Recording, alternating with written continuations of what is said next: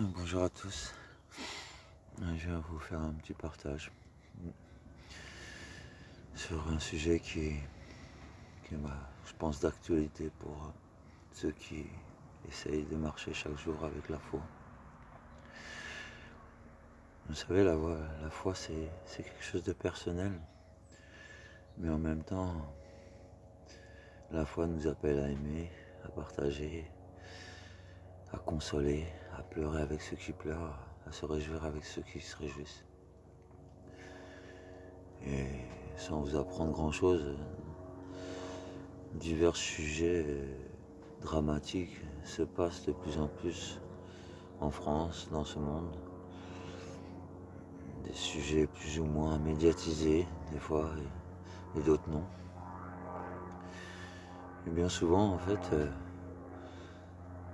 même si la foi est personnelle, notre foi est impactée quand on voit certaines épreuves. Viens ici, ma puce, viens là, bébé. Quand on voit certaines épreuves, comme par hasard, il y a l'avion qui passe au moment où je parle. On va le laisser passer. Va faire ton tour ailleurs, petit oiseau mécanique. Et oui, comme je vous dis, notre foi, des fois, peut être impactée par les épreuves des autres, parce que on se pose des questions, des fois, pourquoi Dieu il laisse faire ça, pourquoi Dieu il a permis. Et bien souvent, on n'a pas les réponses.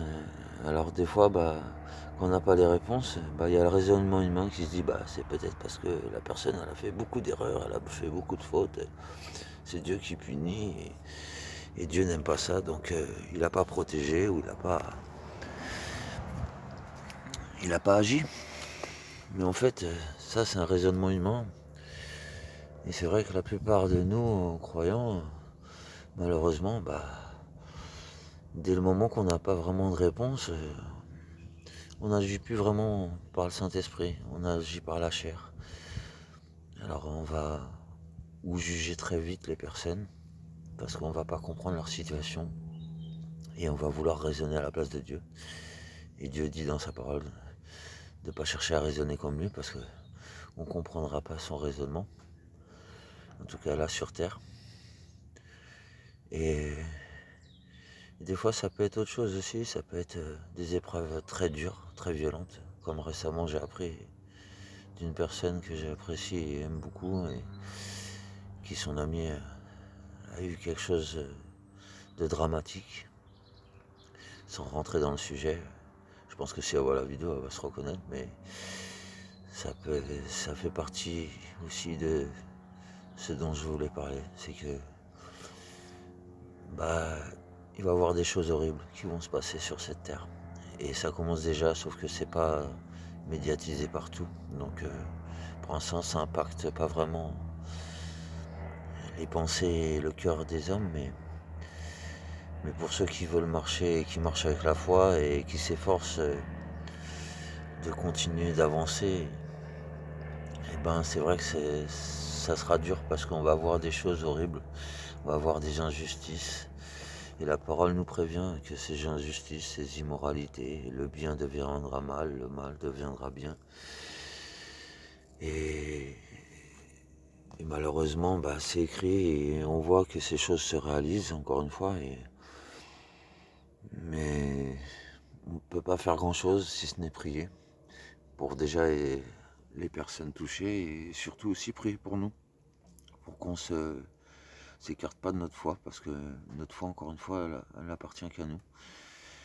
Et le mal se servira aussi des épreuves dures pour nous décourager ou nous faire perdre la foi, parce qu'on verra tellement de choses immorales, tellement de choses folles, même si c'est écrit, beaucoup tomberont dans le désespoir et la tristesse.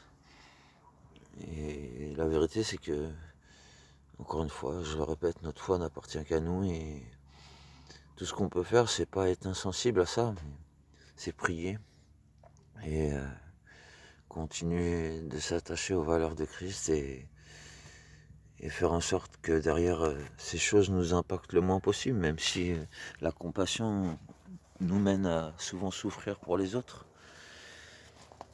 Mais tout ça pour vous dire que ne vous découragez pas malgré tout ce qui peut se passer. Ne vous découragez pas malgré les immoralités qui se passent en France avec la politique, toutes les choses immorales qui se passent. Ne vous découragez pas. Ces choses-là sont écrites et le Seigneur, à travers ça, montre qu'il est bien proche et qu'il faut s'accrocher parce que ce monde va se détruire. Et la parole dit qu'il ne restera pas pierre sur pierre. Et c'est pas une parabole, ça. Je peux vous l'assurer que c'est pas une parabole quand Dieu dit qu'il ne restera pas pierre sur cette terre. Parce que malheureusement, pour arrêter tout ce chaos, Dieu sera obligé d'anéantir une grande partie comme il a fait à l'époque de Noé, même si pour certains, l'époque de Noé est une hérésie ou une déformation entre guillemets scientifique. Maintenant, moi je marche pas avec la science, je marche avec ma foi. En tout cas, je m'efforce de marcher avec ma foi. Mais encore une fois, ne vous découragez pas malgré tout ce qui peut arriver autour de vous. Ne laissez pas impacter votre foi par ces choses-là. Je vous demande pas de ne plus avoir de compassion pour éviter de souffrir, parce que ça c'est le meilleur moyen que l'ennemi de nos âmes attend, c'est qu'on n'ait plus de compassion pour ne pas souffrir de ce qui va arriver. Gardez votre compassion, justement, gardez-le, parce que c'est ce qui vous gardera. Gardez votre amour, même si des fois certains vous voient comme ridicule ou trop naïf. Ne cherchez pas à regarder au raisonnement des hommes et au raisonnement du monde, encore une fois. Gardez cet amour, cette compassion, cette paix. Parce qu'il n'y a que dans l'amour et la compassion qu'on peut être libre aussi. En tout cas, accrochez-vous tous. Moi j'ai beaucoup de chance, j'ai pu m'écarter un peu des villes. Malgré toute une vie de chaos, Dieu m'a permis, entre guillemets, de trouver un petit coin de repos avant la fin. Mais ces choses arrivent et arrivent à grands pas. Les horreurs, les immoralités, les violences, les destructions. Et même dans vos familles, ça arrivera. C'est pas de vous maudire, de vous dire ça, mais c'est une réalité. C'est encore une fois la parole qui le dit. La parole dit, il rentrera dans une maison, il prendra un et laissera l'autre. Ça veut dire ce que ça veut dire. Il ira dans un champ, il prendra un, il laissera l'autre. Donc, efforcez-vous de garder cet amour, efforcez-vous de garder cette compassion. Ne regardez pas ceux qui vont se moquer de plus en plus de vous parce que vous voulez garder la foi. Gardez votre foi de toute votre force, de tout votre cœur, de toutes vos pensées. Et le Seigneur nous aidera à tenir. En tout cas, soyez encouragés. Ne vous laissez pas décourager par les afflictions qui ont été prédites et qui sont déjà malheureusement accomplies.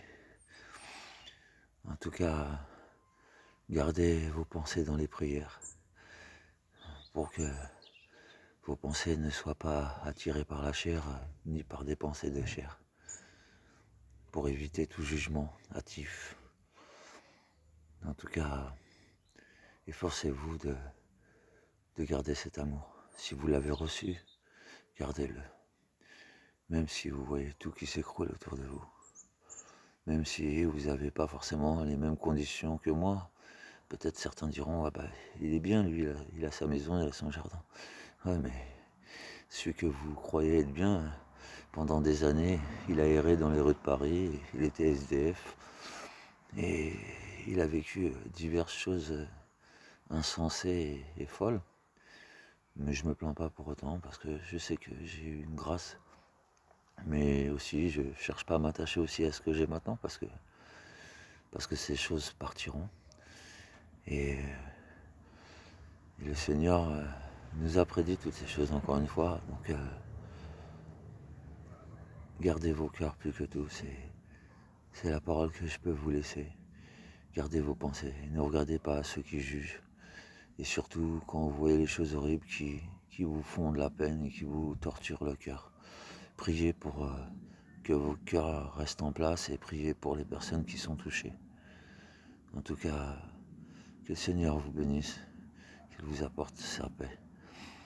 Et surtout, encore une fois, gardez vos cœurs. Belle journée à vous.